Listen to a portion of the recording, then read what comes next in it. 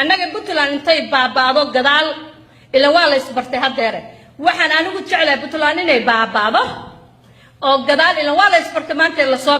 بسم الله الرحمن الرحيم السلام عليكم ورحمة الله تعالى وبركاته وراح قلت waxaan ku qaadaa dhigi doonaa Saadiya Firimbi abaanduulaha ciidanka Aaranjan oo saaka garow warabtay inay ka soo degto ayaa tunka inta la qabtay siciidana diyaaradda kala degay ayadoo afka qayra ku shubatay waa dul istaagi doonaa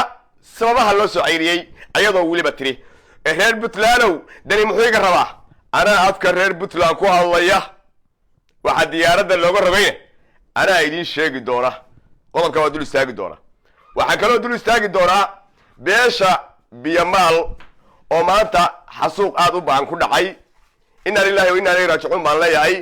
allah u naxariisto dhalinyarada maanta la xasuuqay qaabka loo xasuuqay assassination-ka ciidda ka dambeysay xogo badan oo aan hayo waa idin wadaagi doona 34 baa dhibatay ilaa 45 waa dhaawac aad u halisa ayadana waa dul istaagi doona waxa kale dul istaagi doona reerkii garxaajis ahaa oo jamhad aastay ayagana xog baan idinkaga haya aan ku hormaro Saadiya Firimbi baan ku hormarayaa iyo Puntland Saadiyo horay waxaad u ogeydeen boosaaso tiri waa ka soo degayaa bisku dhiiq baan wadaa ilma diyaana dabada ay taagan ilma diyaana futadooda galaya bay tiri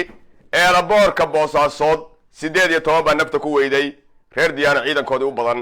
oo dhulka la dhigay ayagoo Saadiya Firimbi iyo bisku dhiiq ay wado u dagaalamaya maantana waxay tiri halkaas iyo ayadoo hadda cidii markaas caraysan ama dani ka soo horjeeda bay u ciidan tahay oo ciidanisa yuhuud Allah ka dhigay haddana ayadoo ciidan u ah Aaranjan oo la taliyaha weyn ee Aaranjan ay ka duulaa oo ayade nimanku haday jaan maxaa lagu gartaa habarta miskiinta ee Carab Saalax ee ka shaqeysa organization gaadiya la ku rooyay organization ka khaniisiinta ka shaqeysa bay Aaranjan miciin bideen in xaalka Aaranjan meesha marayaan ii sheegaya waxay tiri waxaan ka soo dagayaa garowe jimcaalaana u waardiyeynaya saaka hiirti waa bari airport ka shaqaan cadde siciidani oo bartiisa fadhiya baa waay diyaaradda yiri ma soo qaadi kadib tunka la qabtay Saadiya Saalax ma yadagin ma tiir dhaxaadka diyaaradda ay qabsato ma dagayo ay taal kabtanka diyaaradda soo qabtay iga soo deg siciidani iska bacrin karaan ugu iga yeerimay garowe Saadiya ugu soo dhuumatay diyaaradda laga soo rog afkay furtay waa taraayadoo leh siciidani baa saa ii galay maxaa sameeyay ana jawaabta siin doonay ila dhigayso celinta uu soo celiyay waxay muujinaysaa shalay bay ahayd ay sanataro iyo gudoomiyaha ayaan darada ka soo cusboonaatay Puntland maanta in la dhaho anagu mas'uuliyiina deegaankayga u soconna siyaasad aan u socon in la dhaho diyaaradda ka soo dega Saadiyo afkay furtay hadal bay meesha soo dhigtay waxay tiri bal su'aal hal la weydiyo dimuqraadiyadda Puntland see la iga celi dimuqraadiyadda soo mid aad intaay ma soo mid aad Aaranjan ciidanka ugu tahay ma dimuqraadiyadda maxay tahay dimuqraadiyadda aad ku doonaysaa garow ugu soo degtay Saadiyo waxa garow yaa ka soo degtay lagu diidan ku sheegay shalay waxa lahayd Puntland inay burbudho oo baabado baan jeclahay sida laga soo bilaabo hadalkaagi horta ha soo dhageyso annaga Puntland intay baabaado gadaal ila waa la isbartay hadeere waxaan anigu jeclahay Puntland inay baabaado oo gadaal ila waa la isbartay maanta la soo bilaabo beesha aad ka dhalatay ee Carab Saalax buu kursiga kaaga dhacay abti ku fariiso ku yiri waad ku fariisatay balse maxaa laga dhaxlay wax qof kasta oo Puntland duminteeda iyo cadow kasta oo Puntland leedahay inaad soo raacdid baa laga dhaxlay siciidani baa mar kale hadii aan la kuriyo kursiga kugu cimaamaday abti soco ku yiri sidoo kale futada xasan baa laga soo saari waayay waxaad ilowday inaad Puntland kursiga ka ratay aqliga kugu qoflan muxuu yahay Puntland oo dinto siira laga soo bilaabo Saadiyo abti hal su'aal aan ku weydiinaya Puntland hartiga iyo leelkasa iyo daaroodka dhistay wiilka leelkase teedhisabankiisa iyo suugiisu saaraya hadday dunto kan warsangeli bmkiisa iyo kaarihiisu saarayn kan majeerteen bmka iyo kaarihiisu saarayn kan dhulbahanta bmkiisa iyo kaarihiisu saarayn kan dishii teedhisabankiisa iyo suugiisu saarayn kan qabaalkiisu saarayn abti su-aalaan ku weydiiye hadday puntland dunto ilaa hadda waxaa lagu wada joogaa waa constitutionkaas iyo haddii aan kula nidaamka xukunkaa abti su-aalaan ku weydiiye haddii maanta dhowr la dhaho puntland dunto kala damayntu meesha ka baxdo oo qabiil laga soo ag fadhiisto abti futadaada ayaa difaacaya carab saalax baa ka dhalatay soo reerkaaga loo soo kufsi doonan mayo su-aal baan ku weydiinayaa ilaa nidaamka hadduu meesha ka baxo waa la iskufsanayaa waa la isdhaxayaa waa la isdilayaa waa la isqodaya reerba reerka ka itaal daran yahayna waa la kufsanaya abti su-aalaan ku weydiiye carab saalax baad ka dhalatay yaad u baxsanaysaa reerka aad ka dhalatay puntland waa degaane mudug bay degaan nugaal bay degaan beri bay degaan soo loo kufsi doonan mayo soo loo dhac doonan mayo soo loo heshoqa tegi mayo soo waxaa bm iyo kaarayaasha watay hartiga iyo daaroodka kala ahay reerkaagaa maanta ugu awoodyane soo u shaqa tegi mayaan abti waxaa kaa maqan inaad maanta constitutionka iyo kala dambaynta puntland inaad ku dhaqdhaqaaqayso ku nooshahay hadday meesha ka baxdana cid kaa awood yar ma jirto cid kaa fato xun oo loo kufsi tagayo reerkaaga ma jirto iyo kuwa lamidkaaba bal maxaad isku hadlaynaysaa yaad isku hadlaynaysaa abti siciid dani baa garow iga ceshay baa tiri inuu kaa casho ma ahayn khalad buuna galay siciid waa maqla siciid farinteeda gaarsiiye khalad baad gashay siciid inaad celisidna ma ahayn saldhiga garowe ayadoo katiinaysan oo kabaha laga bixiyey oo diraca saa u haysata baa rabay inaad saldhiga ku tuudhid baa rabay qolka sheelada inaad gelisid qolka sheelada inaad gelisid bay xaq u lahayd kuwase maanta ciidanka waa kale sacdiyaanala ka celiyay arajan war ma futada sacdiyo miyaa saasoo ka gashay arajano wareer hoolayow ma futada sacdiya ilaahay siyaasadan ka geli mid kalena aan ku daro niman yahow soomaaliya markii la joogo sacdiyo dibindaabyada soomaaliya ay ku qabaan waa ogta sacdiyo puntlandna waxay ku tahay puntlandna far xaaraanay ku tahay dhibaato kasteertahay usoo xambaadho soomaaliyana far nijaasaad ay ku tahayo waa midii haddeer wadaadada iyo culammada ku kacayeen ee organizationka khaniisiinta wadatay wey meeshay tagtaba waxaan fidmo munkar dhibaato ahayn lama joogto siciidani waxaan leeyahay mar labaad markaa waa kugu qaadanay mar dambe hana oran waxaan ka celiyay diyaarad baan ka celiyay inta soo deg tiraahdid halkaas surkaa qabo ummadda ka qabo ilaahayna ajar buu kaa siinayaa haddii alla ku royo ummaduna waa kugu ducaynaysaa say munkar iyo haddii alla ku royahay khaniisiin waxayn kama shaqayse fidmo iyo dabhuri waxayn kama shaqayse xabsiga dhig annagaa ku odhanayna anoo afka reer puntland ku hadlaya baa intaa iga gaarsiiya sacdiye firimbi ka rabo laba saar maanta waxaa dhacday xasuuq aad iyo aad u daran baa dhacay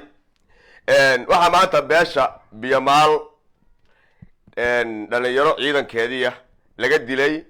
34 dhalinyaro ayo ciidankii saraakiil isugu jidha waxaa dhaawacmay 45 ilaahay waxaan leeyahay inta dhaawacan allah u bogadhayo inta dhibatayna sabir iyo iimaan allah idinka siiyo ayagana allah u naxariisto waxaan rabaa asinationka nimanka dhalinyarada ku dhinteen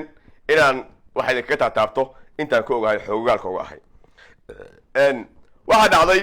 ciidankaas maanta waxaa lagu qarxiyo qarax loogu dhigay xerada jaalasiyaad ciidankaas waxay ka tirsanaayeen ciidan farmaajo sameeyey oo tababaray oo uu ugu magac daray 14 Oktoobar qaraxii soobe ciidan loogu magac daray ciidankaas waxay deganaayeen ama saldhigoodu ahaa degmada Marko ciidankaas farmaajo dhisay qalabeeyay halkaana dajiyay say cadawga iskaga dhiciyaan al-shabaab deegaanka ay ka soo jeedaan oo marka ahna biyamaalla ay amni ka dhigtaan oo aan nimankii hawiye aysan u feera bahalkiyeyn oo haddii aan ku loo bahalkiyeyn oo aan awood loo tusin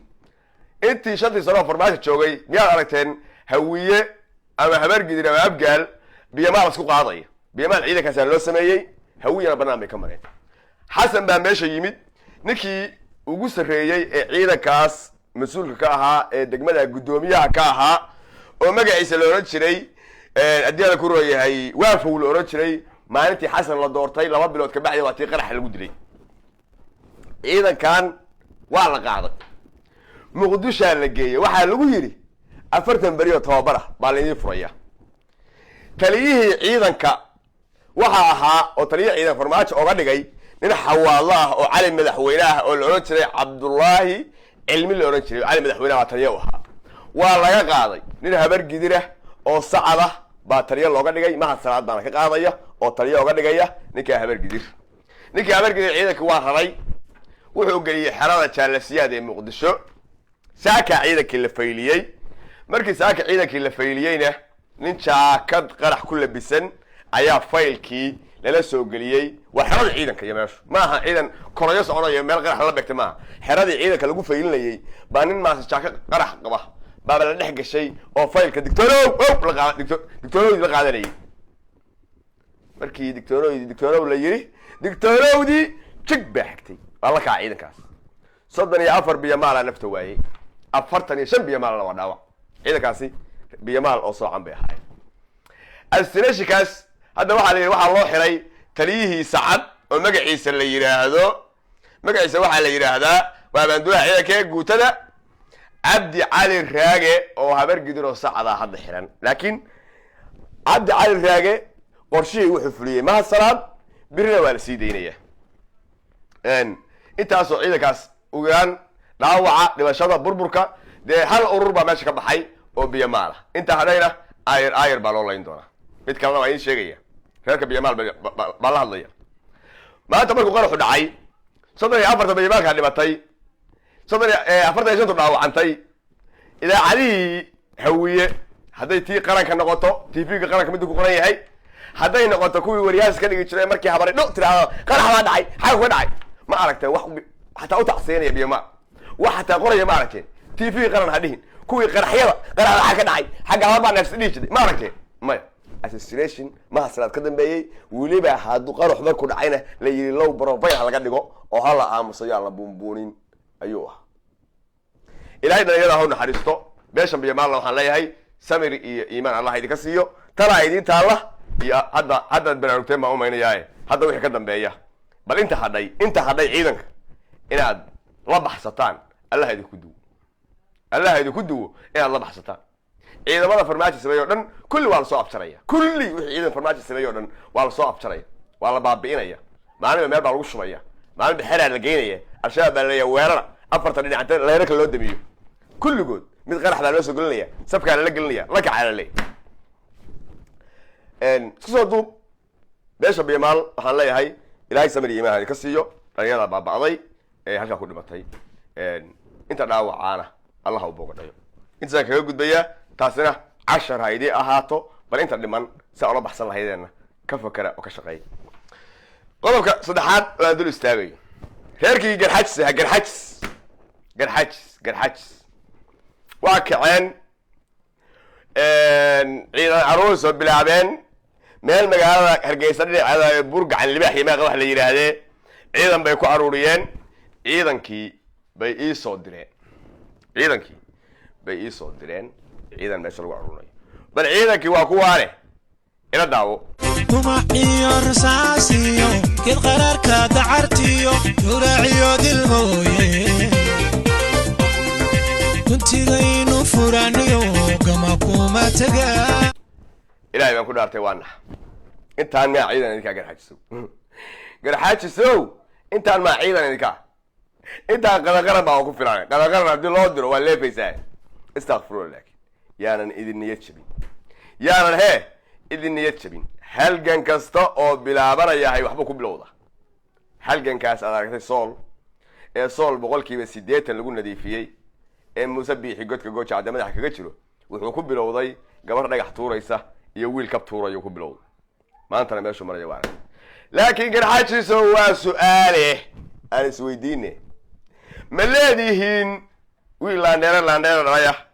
oo baar qaba oo garaad ah oo isin ah nooc doona ahaade oo dhigi kara gala dagaalka ma leedihiin